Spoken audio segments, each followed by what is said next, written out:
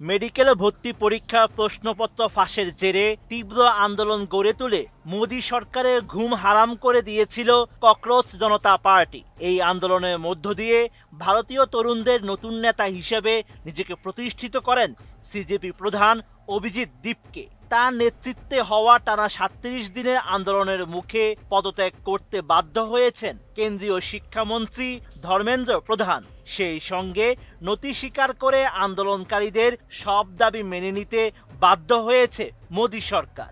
সফল এই আন্দোলনের পর এবার নতুন এক বার্তা দিয়েছেন সিজেপি প্রধান অভিজিৎ দীপকে। ২৬ জুলাই সামাজিক মাধ্যম এক্সে দেওয়া এক ভিডিও বার্তায় তিনি বলেছেন, এটি কেবল শুরু, পথ এখনো অনেক বাকি। ভারতীয় সংবাদ মাধ্যম জানিয়েছে, মেডিকেল ভর্তি পরীক্ষার প্রশ্নপত্র ফাঁসের ঘটনায় শিক্ষামন্ত্রী ধর্মেন্দ্র প্রধানের পদত্যাগ এবং সরকার সিজেপির অন্যান্য দাবি মেনে নেওয়ায় এখন কিছুটা বিশ্রামের সময় এসেছে ককরোচ পার্টির প্রধানের।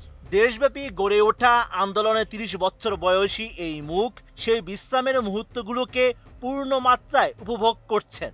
ভিডিও বার্তায় অভিজিৎ বলেছেন, এখন আর কোনো উৎকণ্ঠা নেই।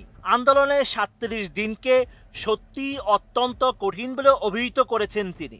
এদিকে জেনজিদের আন্দোলনের পর পরীক্ষা ব্যবস্থাকে আরও নির্ভরযোগ্য, স্বচ্ছ ও প্রযুক্তি নির্ভর করতে ইনফোসিসের সহ-প্রতিষ্ঠাতা নন্দন নীলেকানির নেতৃত্বে একটি উচ্চ ক্ষমতা সম্পন্ন টাস্ক ফোর্স গঠনের ঘোষণা দিয়েছেন ভারতের প্রধানমন্ত্রী নরেন্দ্র মোদী। ২৬ জুলাই এক্সে দেওয়া এক ভিডিও বার্তায় মোদী বলেন, শিক্ষার্থীদের ভবিষ্যৎ সুরক্ষায় ভারত সরকার ধারাবাহিকভাবে নানা পদক্ষেপ নিচ্ছে।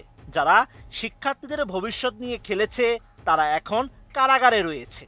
এই ধরনের মামলার দ্রুত নিষ্পত্তির জন্য ফাস্ট ট্র্যাক আদালত গঠন করা হয়েছে। এছাড়া সংসদে কঠোর আইনি বিধানসহ নতুন আইন প্রণয়নের কাজও এগিয়ে নেওয়া হচ্ছে।